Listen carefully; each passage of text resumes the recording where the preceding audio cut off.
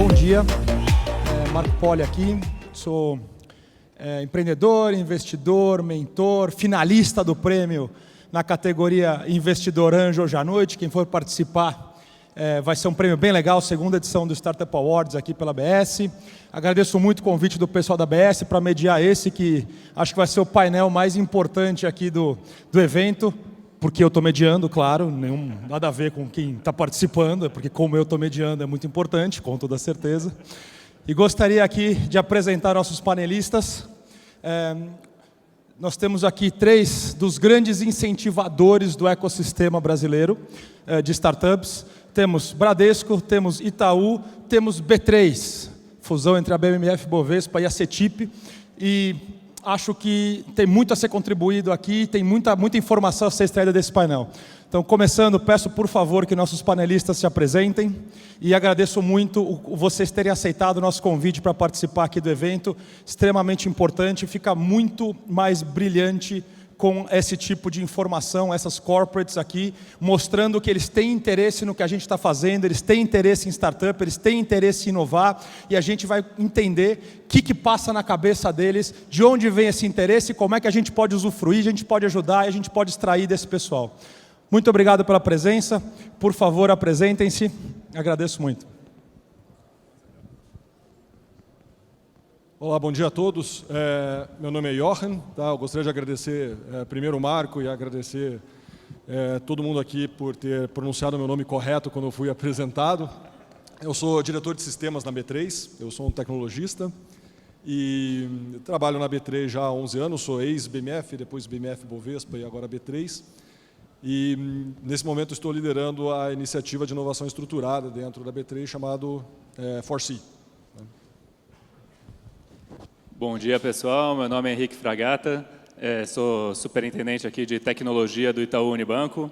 Tenho 2 grandes responsabilidades no banco, que uma é o canal do colaborador, um projeto interno para colaboradores, é o digital para o colaborador, do Itaú Unibanco.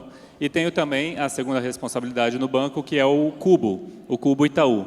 Então, essa é um pouco das minhas responsabilidades no Itaú Unibanco.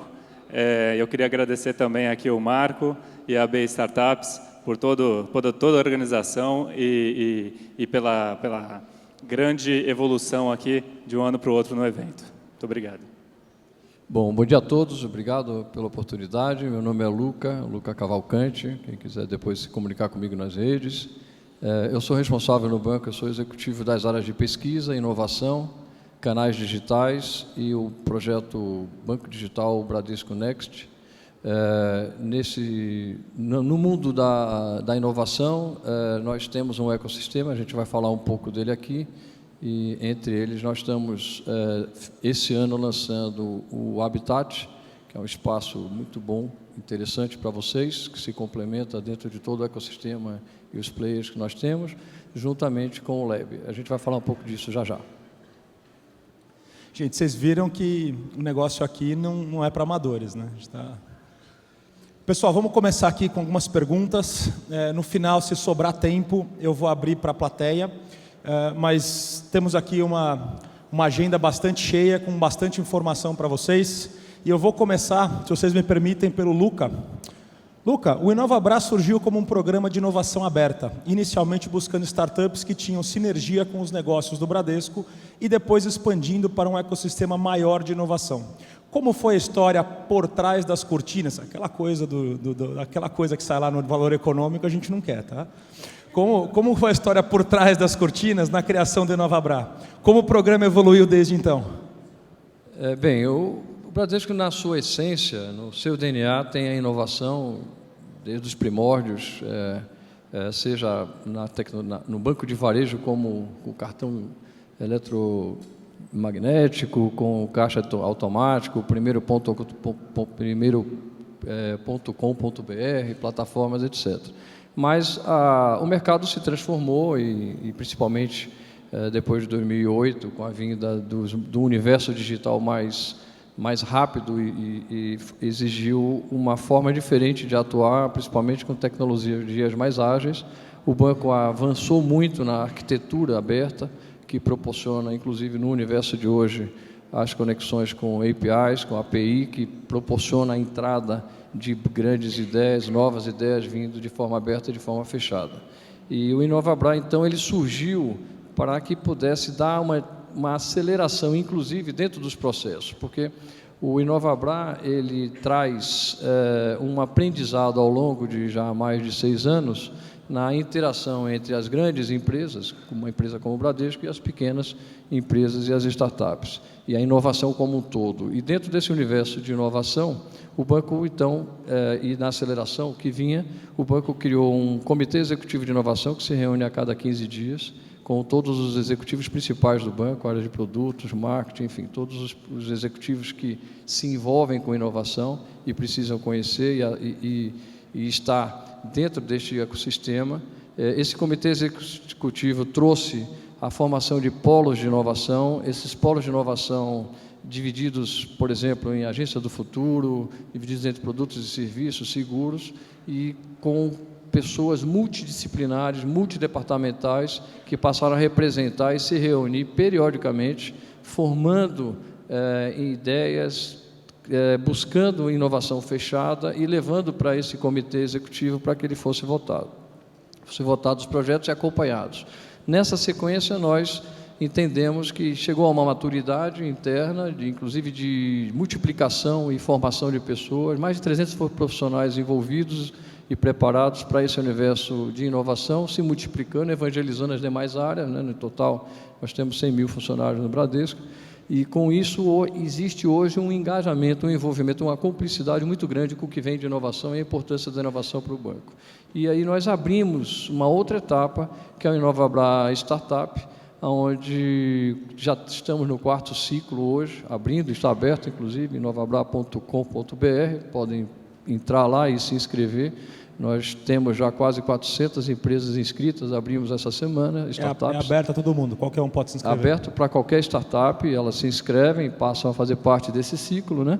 E o InovaBra Startup, ele, no seu 4º ciclo, nós já temos 1.600 startups envolvidas, e que passaram por todo um processo, onde nosso foco principal é ajudar a acelerar as inovações, entender as inovações que fazem sentido para o banco, para o universo, conhecer, chegar até o momento da POC, dentro de classificações, pitches. A gente ajuda a formar as pessoas para que elas possam estar preparadas para enfrentar. E eu falei do polo, porque o polo de inovação, ele faz, que já tem esse entendimento, quase 300 profissionais se envolvem junto com a avaliação, com a análise do que vem e estão abertos para construir isso. Nessa esteira vem todo um ecossistema de inovação que passa por centros de algoritmos, centros de inteligência artificial, salas de inteligência artificial que nós fizemos, e esse ano nós estamos, que a gente vai falar um pouquinho mais adiante, inaugurando em dezembro o Habitat, que é um centro, um prédio que tem quase 22 mil metros quadrados, 10 andares, onde nós queremos estar abertos para receber startups, se unir a esse mercado de forma aberta, dentro de 5 eixos que a gente comenta um pouco mais aqui para deixar os colegas falarem. Assim, extraindo aqui da palestra dele, não só já está no ecossistema, como estão acelerando o investimento em startups no ecossistema. Isso é uma sinalização muito positiva, quer dizer que o investimento anterior já está dando sucesso, está dando retorno e estão reinvestindo e colocando ali maiores recursos para conseguir fazer essa interação com as startups. Extremamente importante esse ponto. Exatamente, nós temos uma Venture Capital que foi formada, nós investimos em algumas empresas, mas nós temos mais de 30 empresas de total dessas 1.600 que nós aceleramos, inclusive abrimos mercados para ela, inclusive para prestar serviços para bancos também e outras empresas, porque a partir do instante que existe o aprendizado da relação com os bancos, ele tem todo um mercado que ele pode vir prestar e servir, enfim, é uma escalabilidade que a gente está dando tanto para o nosso universo de quase 100 mil pontos que nós temos, como também para o mercado. Perfeito, muito bom. Segunda pergunta aqui, vamos na ordem fazer para o nosso representante do Itaú, Henrique. O Cubo hoje é uma referência para startups e o ecossistema brasileiro de inovação. Você consegue contar um pouco da história de bastidores?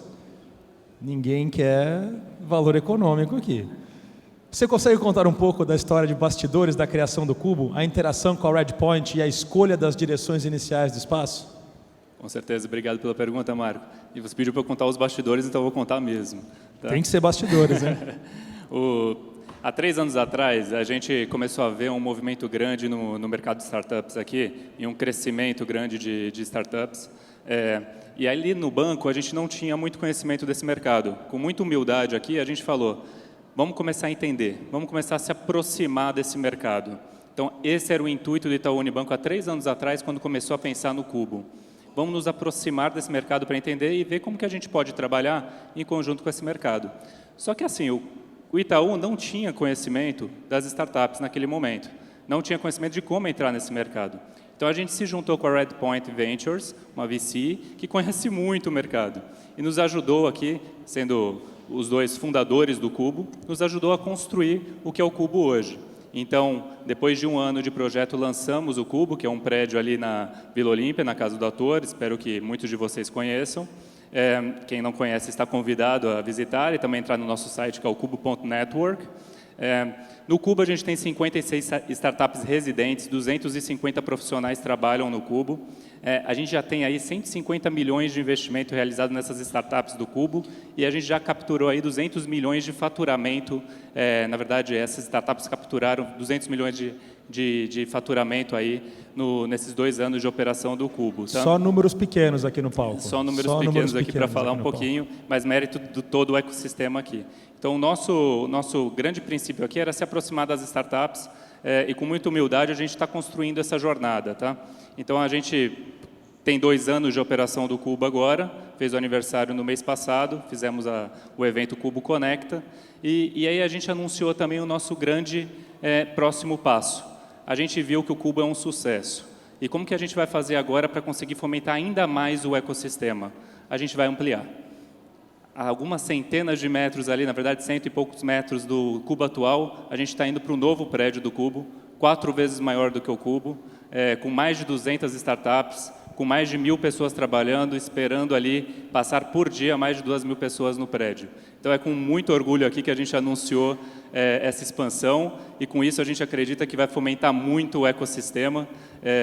E o Cubo em específico, eu queria só colocar aqui, é a casa da B Startups. Então, a gente cedia aqui a B Startups e tem uma parceria muito forte e a gente acredita muito nesse ecossistema. Além da evolução do Cubo físico, a gente fala que o Cubo não cabe mais dentro do Cubo, porque o Cubo físico exige ali as pessoas presentes no lugar físico. A gente lançou também, no nosso evento do mês passado, o Cubo Digital. O Cubo Digital permite que startups que estejam fora de São Paulo, fora até do Brasil, participem da plataforma digital do Cubo. Então, o Cubo, que é um hub de conexões entre empreendedor e investidor, empreendedor, grande empresa, empreendedor, universidade, se torna também esse hub de conexões de forma digital. Então, esse é o nossos 2 grandes projetos, tá? A expansão do Cubo e também aqui o Cubo Digital, dando oportunidade da gente extrapolar as fronteiras de São Paulo. Então, um pouquinho desse foi os bastidores aqui da criação do Cubo e os nossos planos aqui daqui para frente. Gente, mais um panelista aqui dizendo que eles estão acelerando, estão colocando mais recursos e cada vez mais investindo nessa inovação, que é a inovação via startups, investindo no ecossistema. Todo mundo aqui dizendo, gente, isto está certo, a gente está colocando mais dinheiro, estamos vendo retorno. Então, até agora, estamos aqui exatamente na mesma página. Para o nosso terceiro panelista aqui, eu gostaria de fazer, antes de começar a pergunta, eu gostaria aqui de fazer uma aposta. Se eu acertar o nome, eu ganho 12 meses de isenção de emolumentos.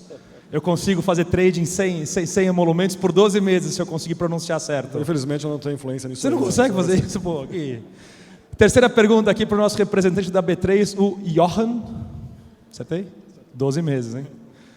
A B3, fusão aí entre a BMF Bovespa e a CETIP, gigante do mercado financeiro de transações. A B3 é uma mantenedora da B Startups e apoia nossos programas de fomento a startups e ao ecossistema. A CETIP já mantém o 4C, que é um programa de apoio a startups através de parceiros que incluem o Cubo. Já existem próximos passos definidos para o FORSI ou outro programa envolvendo também a BMF Bovespa? Então eram duas entidades que tinham seus programas separadamente. Depois da fusão, como é que ficam esses programas? Tinha 2 programas separados, como é que acontece? Como fica? Não está na pergunta, eu vou acrescentar por conta própria. A gente não quer o valor econômico, tá? O valor econômico a gente já sabe. Bem, dá para contar uma historinha antes, né? Antes da fusão, a BMF Bovespa, lá pelo começo de 2016, começou a botar um par de olhos extra em cima da palavra da moda de 2015, 2016, que foi blockchain. Então, recebemos um mandato lá na BMF Bovespa, nos times técnicos e nos times de negócio, de fazer uma avaliação da tecnologia e o que ela representa tanto para a BMF Bovespa à época quanto para o mercado financeiro. Com isso, criamos um grupo, começamos a estudar, criamos uma célula que a gente chama de laboratório de TI, né, que pegam algum grupo de ninjas técnicos e começam a estudar tecnologia, daí começa a gerar protótipo, começa a gerar MVP, começa a mostrar isso para a organização, passa por um processo educacional muito forte na educação e daí caiu a ficha de que, opa, estamos falando de blockchain, mas o que mais que a gente deveria estar olhando e não está olhando? E nisso, isso foi a semente para uma iniciativa de inovação lá na BMF Bovespa, e ela tinha um foco muito forte em cima de estudar novas tecnologias e muito forte em investir em empresas que trouxessem algum valor tecnológico ou estratégico para a BMF Bovespa.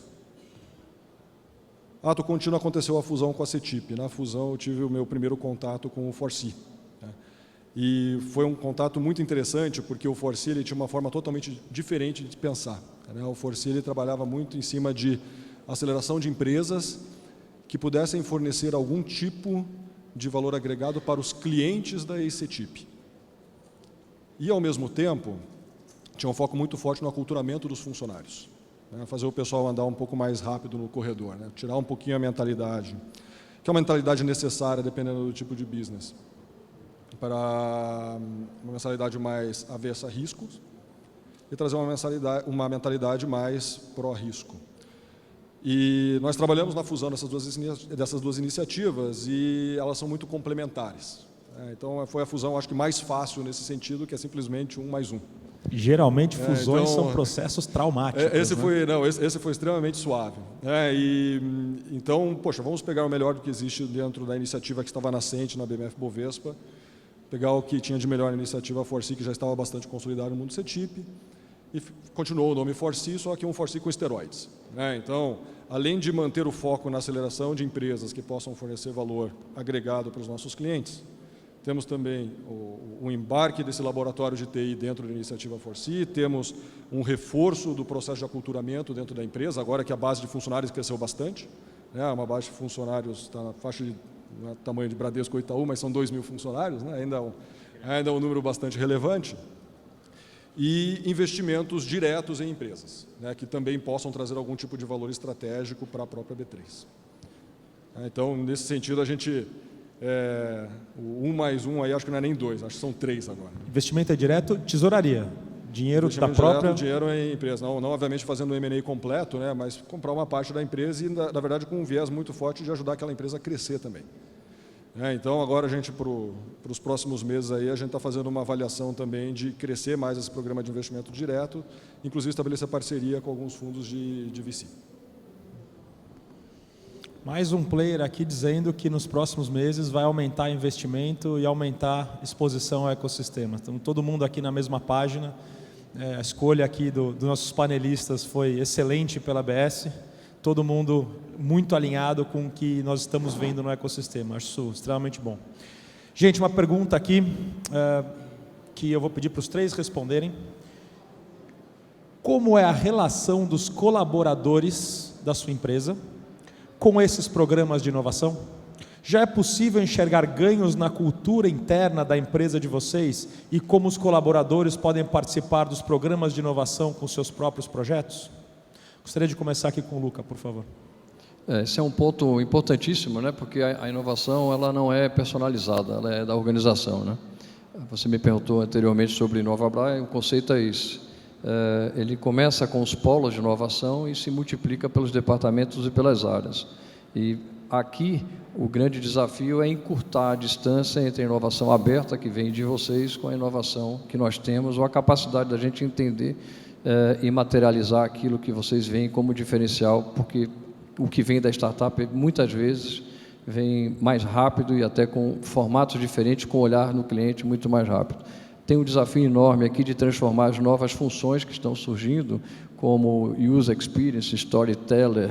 Nós temos hoje dentro do banco antropólogos digitais se multiplicando e formamos. Nós somos uma empresa de carreira fechada e essa carreira fechada exige que essa formação seja mais focada para que a gente possa multiplicar o entendimento desse novo mercado e de trabalhar conjuntamente.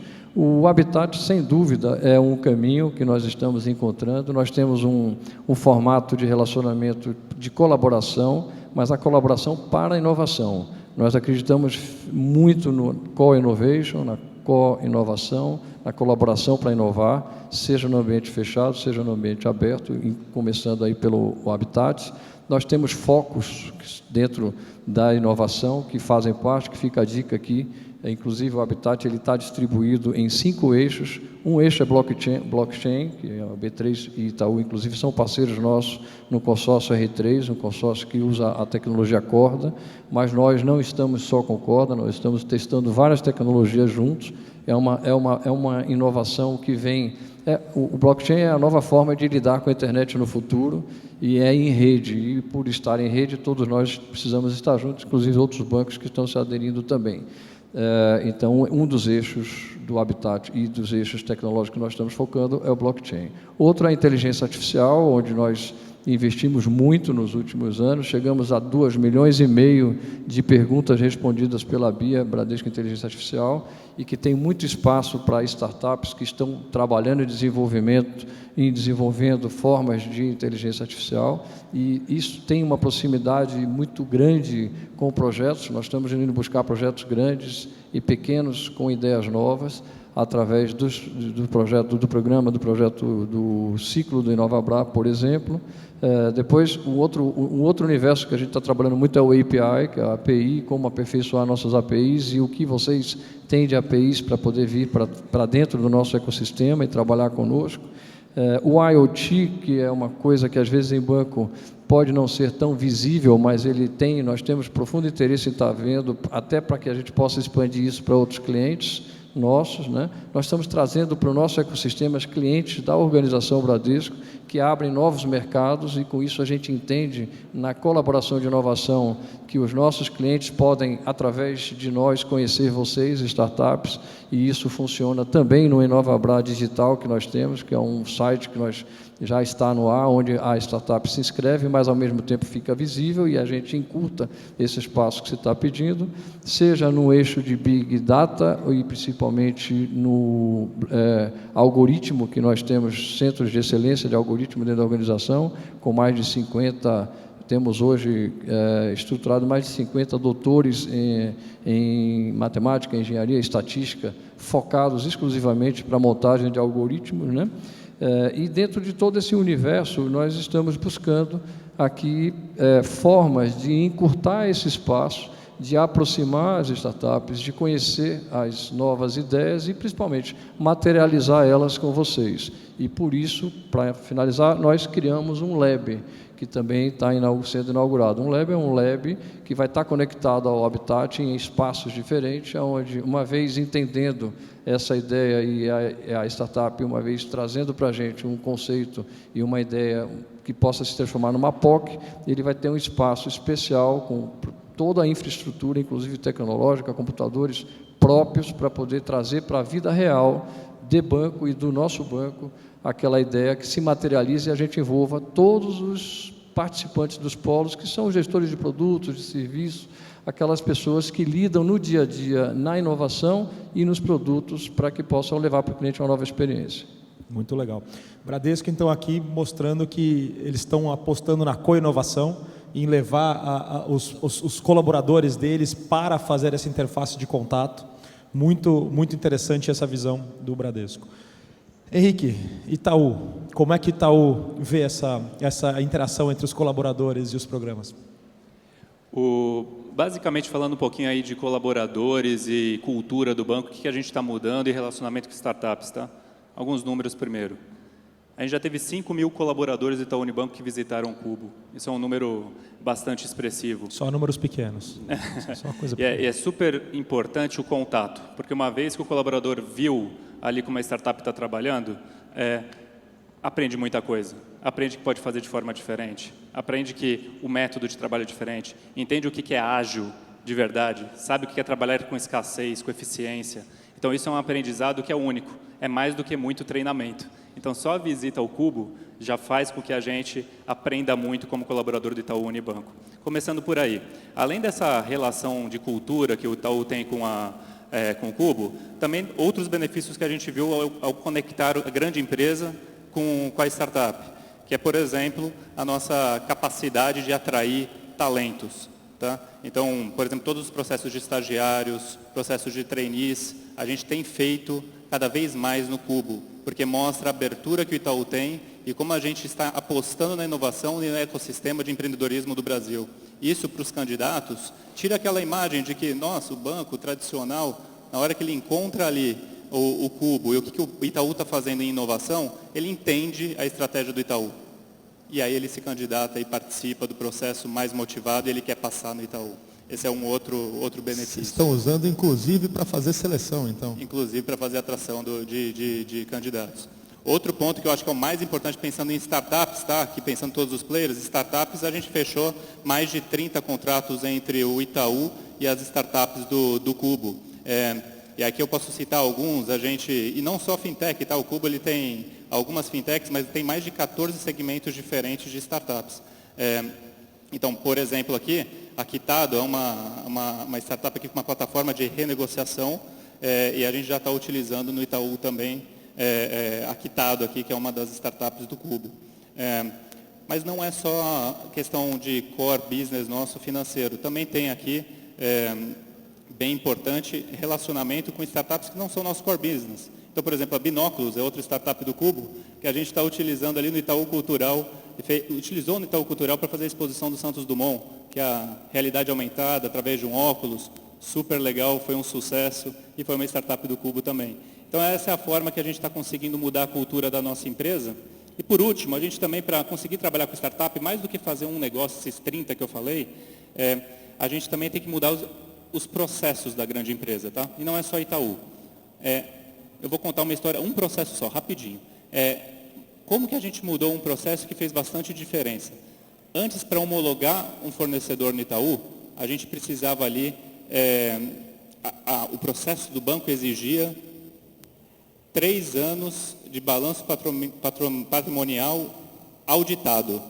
A gente chegava para a startup e pedia isso. A startup virava para a gente e falava, cara, eu tenho 6 meses de existência, cara. Como que eu vou conseguir aqui? Demorei os últimos 4 procurando meu CNPJ, que não saía, né? A Receita estava lá enrolando. É um grande desafio. Então, esse é o exemplo de um processo que agora a gente reduziu o tempo dele, o lead time, em 90%, é muito mais rápido, e a gente trata a startup aqui numa esteira diferente. Então, esse é um exemplo de processo que uma grande empresa tem que a gente está conseguindo ajustar. Esses são os benefícios da gente se aproximar do ecossistema, esses são os benefícios do Cubo Itaú. Itaú levando o banco para a inovação. 5 mil pessoas saíram da estrutura convencional, saíram daqueles prédios no centro de administração do banco e estão indo até o Cubo para entender como as startups funcionam. Extremamente relevante saber que as empresas estão vendo que as startups têm a contribuir. Não é só marketing, não é só branding, não é só iniciativa, não é só palco, é cultura que está sendo levada do ambiente de inovação em startup para dentro da estrutura. Isso é um ponto extremamente relevante das duas colocações aqui. Jochen, e a B3?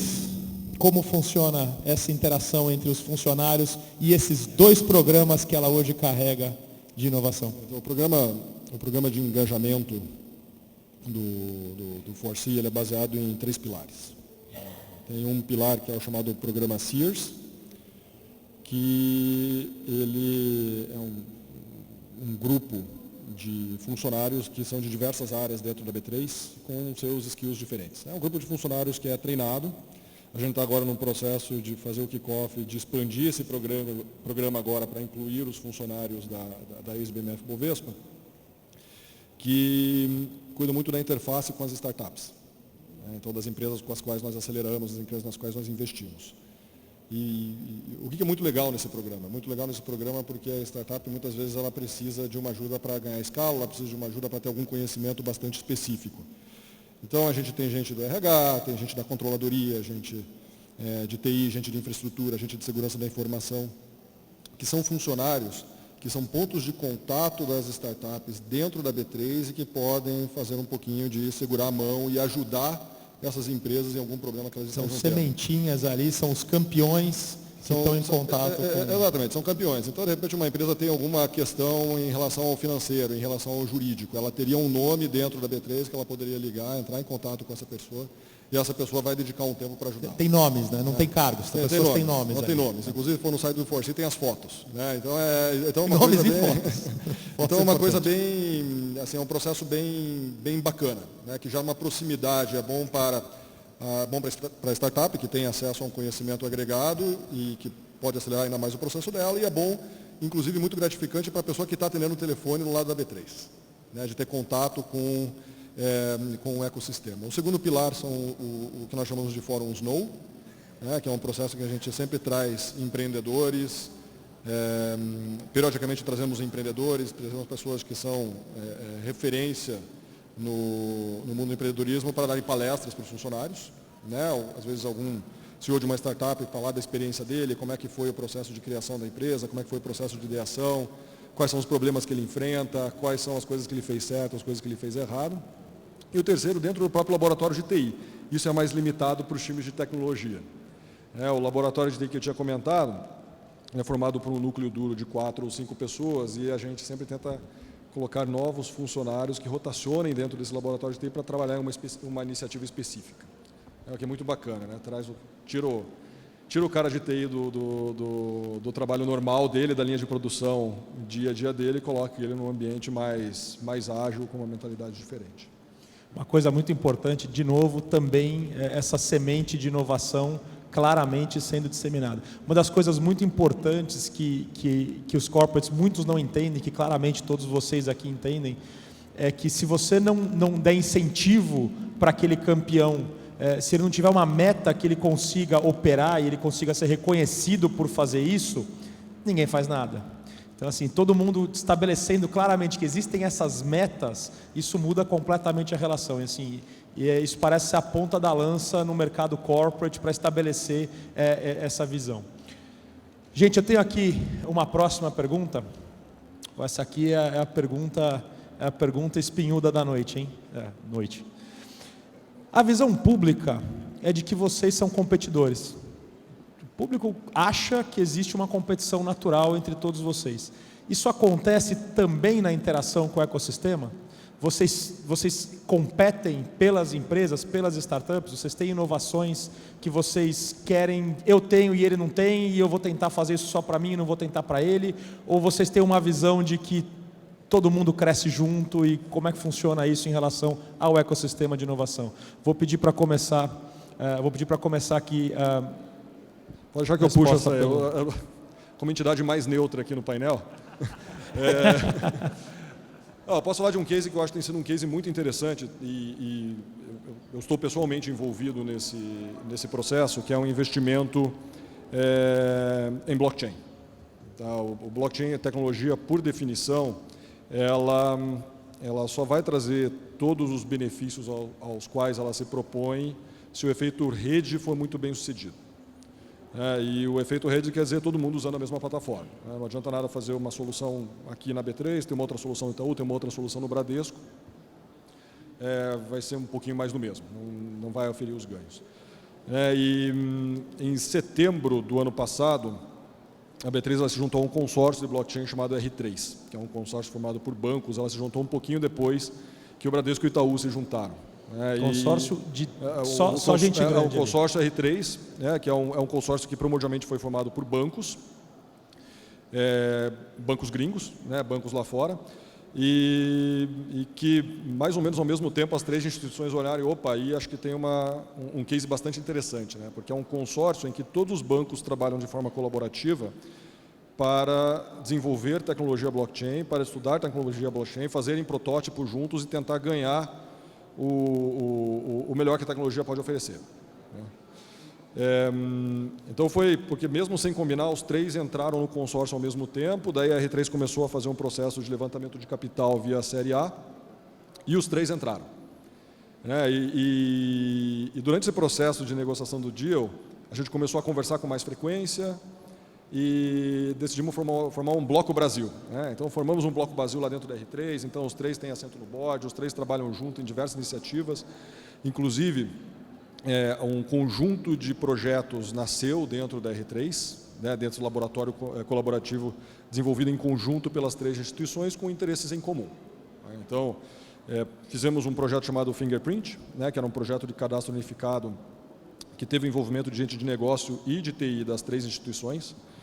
Ele foi tão bem sucedido que as 3 instituições elas fizeram um showcase desse projeto nos Customer Forums da R3 em Nova York e Londres esse ano. Ele foi super bem recebido e ele acabou transbordando para dentro do contexto da Febraban, né? Então, dentro da Febraban, essa colaboração ela aumentou, e demos continuidade nesses projetos aí via o GT de blockchain da Febraban.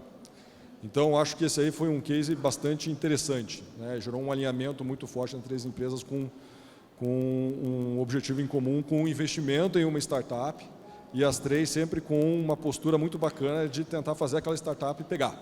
Quer dizer que aquela... fazer ela crescer e fornecendo uma coisa que nem todo mundo consegue oferecer, né? Que é o expertise em relação a como funciona o mercado brasileiro. A gente fala muito de jabuticaba, muito de tropicalizar, né? Então a gente dá muito apoio para a R3 nesse sentido, né? Em relação ao que uma instituição financeira realmente necessita, né, de um produto que venha da startup para ela ser bem sucedida no mercado. Quer dizer que aquela startup que está pensando em fazer um modelo de negócio, uma inovação que só pega se tiver trabalho em conjunto, tem exemplo a seguir. Isso. Dá para fazer aquele trabalho em conjunto para conseguir fazer uma inovação pegar dentro do... Sim. Vocês conseguem... Gostariam de complementar? Eu acho que tem no blockchain, principalmente, tem um grande desafio, né, com o conjunto, porque ela é uma tecnologia nova, e também fica aqui uma dica para as startups que elas vêm, tem muita startup que está olhando esse mercado e é um mercado que ele vai se desenvolver muito conosco, e é conjunto entre todos os bancos, não só nós que estamos aqui, como todos, né? E nós que fazemos parte desse consórcio, os 3, inclusive aqui, a nossa grande preocupação é colocar isso em pé. Se eu perguntasse aqui, todo mundo conhece blockchain, todo mundo ia levantar a mão, conhece. E aí alguém conhece algum produto de blockchain implantado, ninguém levanta a mão. E aí tem o Bitcoin, o cara só levanta a mão se fala Bitcoin. Exatamente. Tá na moda. Aí isso remete para aquele ponto que você colocou de envolver as nossas organizações, as nossas pessoas, né, dentro dos polos de inovação ou com as startups, para que a gente possa entender melhor. E nossa fase hoje é dar entendimento, conhecimento, para que aqueles responsáveis pelas áreas, produtos, serviços, nós temos quase 240 reuniões mensais entre polos e pessoas para discutir inovação no banco, e dentro desses universos nós estamos levando, diz, olha, essa é uma tecnologia que ela vem para ficar, ela muda a forma de mexer e de usar a internet, e ela já está aqui, está próxima. Nós temos um projeto que estamos testando o piloto, já existe POCs realizadas com sucesso em rede, né, em várias tecnologias conjuntamente, né, para mostrar que de fato pode fazer diferença. É uma nova forma de usar a internet mais segura, mais rápida, com desempenho e na agenda dos bancos com velocidade, né? Então acho que isso aqui é um ponto bem legal para ser reforçado. E todo mundo trabalhando junto. Com certeza. E não existe competição com startup, para deixar claro, né? Ao contrário, a gente quer se unir a esse mercado, né? O Cubo veio para o mercado, veio com uma ideia muito inteligente de conexão com as startups. Nós tínhamos uma outra forma de atuar com as startups iniciando, isso é tudo muito novo, né? E o que nós estamos construindo agora é um ecossistema de colaboração para a inovação, que vai dar musculatura, seja para as startups que estão conosco, ou que estão no Cubo, ou que estão no Google, ou que estão em tantas outras que estão aí. Elas podem conviver entre si. O próprio B3, né, eu soube ontem, vai estar no Habitat, vai estar no Cubo, soube informalmente isso, estou falando isso já aqui, exatamente mostrando que não é isso que a gente quer, né, não é a startup do banco A, do banco B, do banco C, é a startup que o Brasil precisa para poder fazer melhor, para poder se destacar, para poder inovar, para mostrar para o país que o país tem gente boa, como tem aqui essa sala cheia, preparada, e para dar aula lá em Nova York, como eu encontrei o Johan em Nova York, dando aula dentro do consórcio, para todo o conselho lá, e o que ele estava falando lá era inovador para quase 80 bancos que fazem parte desse conjunto de bancos que faz parte desse consórcio que nós pagamos para estar presente e fazer conexões com o mundo e levar vocês para o mundo com a gente. Henrique? Complementando aqui, toda e qualquer iniciativa aqui que visa o fomento das startups é super benéfica aqui para o nosso ecossistema, tá? E isso não é discurso, tá? Isso é importante, até porque aqui a gente está representando instituições que têm um papel social, uma responsabilidade social muito importante. Então, a gente tem noção dessa nossa responsabilidade e atua. O Cubo, por exemplo, em 2 anos de operação, mais de 1.000 postos de trabalho gerados diretamente. Então, aqui é um exemplo de como que a gente está fomentando o ecossistema em conjunto, e isso não é benéfico tanto para o lado das startups como para as grandes empresas, é benéfico para todo mundo. Gente, apareceu um alarme vermelho aqui, mas eu não posso te deixar de fazer essa última pergunta, o que significa que se ano que vem eu não estiver no palco, vocês já sabem o que aconteceu entre a organização e a mediação aqui do painel. Então eu vou fazer aqui uma última pergunta para vocês, e é uma pergunta de resposta relativamente rápida, eu espero, se a gente puder colocar esses insights. É sabido que vender para grandes empresas é complicado. As startups têm chance de serem fornecedores de vocês? Vocês veem vantagens e valor em comprarem novos produtos e soluções de startups? Luca, por favor. Já são fornecedores, né? Nós já temos hoje, com o projeto Inova Abra, o 4º ciclo entrando, né? Mais de 1.600 startups participaram desses ciclos passados e já temos quase 400 startups inscritas. A gente acredita que vai fechar esse ciclo com um total de 2.500 startups participando de todo o processo. Esse processo ensinou muito o banco a testar, a errar e a acertar, né? E esse acerto veio através principalmente da inovação aberta, da inovação da colaboração. Nós temos hoje mais de 50 contratos com startups em processo e não só mais em POC, né? Foram quase 50 POCs feitos, provas de conceito, e que viraram contratos para o banco, e tanto no universo aberto de inovação, inclusive levando melhores experiências para os clientes, mas também para as nossas áreas de patrimônio, engenharia, que as startups trouxeram formatos diferentes de até gerir, que nos interessou e nós contratamos para poder fazer. Então, ao contrário, nós estamos nos preparando e, claro, que tem ainda muita coisa para melhorar, porque nós temos uma burocracia interna, até por sustentabilidade, pela solidez que as nossas organizações são formadas com o compliance que nós temos, mas muitos processos estão sendo mitigados, principalmente para aquelas startups que vêm através dos nossos programas. Muito legal. Henrique? Complementando aqui, já falei de alguns aqueles startups que trabalham com Itaú, Unibanco e tudo mais. Eu acho que aqui a gente tem uma agenda de muitas possibilidades. E o que eu queria falar é que normalmente as grandes empresas pensam assim: eu sou do varejo, eu devo olhar as startups do varejo. Eu sou financeiro, eu tenho que olhar as fintechs. Não, a gente tem que olhar o todo. Então, o Itaú, por exemplo, já fechou contratos aqui com empresas de startups de setor de RH, já fechou contratos aqui com startups do setor de legal, né? Já fechou jurídico, já fechou contratos aqui com startup no setor de educação. Então, o que a gente tem que fazer é abrir a cabeça aqui, porque as startups podem colaborar não só para o nosso core, como também para outros segmentos que estão envolvidos aqui na nossa operação. Então, aqui o trabalho com startup já cresceu muito nesses 2 anos de Cubo e está cada vez maior. Eu não tenho dúvida que vai aumentar esse relacionamento entre startups e grandes empresas, tá? Não falando só do Itaú, grandes empresas em geral. Ó, gente, esses dois, estou assinando embaixo. Eu tenho investidas no meu portfólio que fornecem tanto para o Bradesco, que eu tenho investidas de meu portfólio que fornecem para o Itaú. Então, eles realmente estão empenhados em fazer esses contratos. Não é bullshitagem de palco, não, só para ficar bonito o painel. Nós temos uma startup, eu não vou dizer o nome, mas ela entrou no nosso primeiro ciclo com uma POC, ela não tinha ainda concebido, ela montou a POC. Hoje ela presta serviço para 5 bancos, tá certo? Inclusive o Itaú, tá certo? Em cima de Big Data, em cima de algoritmo, que é esse ambiente de analytics é muito aberto, muito bom e tem pessoas muito especiais aí no mercado para a gente aproveitar e cada um com a sua estratégia poder utilizar o que ela tem de melhor. Jochen, e aí, é legal comprar de startup? Perfeito, eu concordo 100% com o Henrique aqui em relação a startups que não são somente vertical fintech.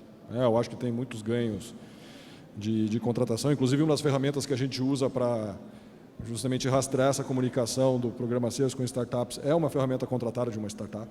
Então, acho que para RH, para contabilidade, para o legal, tem sempre um fit bastante interessante que pode trazer bastante ganhos. Mas também, ao mesmo tempo, a gente sempre tem que fazer o balanceamento. No caso da B3 é luz de geladeira. Ela não pode parar.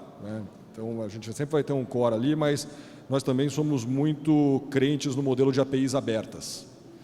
Então, a gente está agora num processo de abrir mais APIs, já tem várias APIs abertas dentro da B3, então é um processo de abrir mais APIs, chamar o ecossistema para se conectar no que são os core services, e para projetos que são próximos ao nosso core e que são tiros mais curtos e mais rápidos, a gente está justamente nesse processo agora de melhorar o nosso processo de compras e trazer esse pessoal esse é o ponto. Para dentro. Porque, de fato, é um showstopper logo de começo. Se você vai passar pelo pessoal de compras, e o pessoal de compras não faz isso porque é cabeçudo, e não faz isso porque é ruim, eles são auditados por isso. Tem um controle que precisa existir.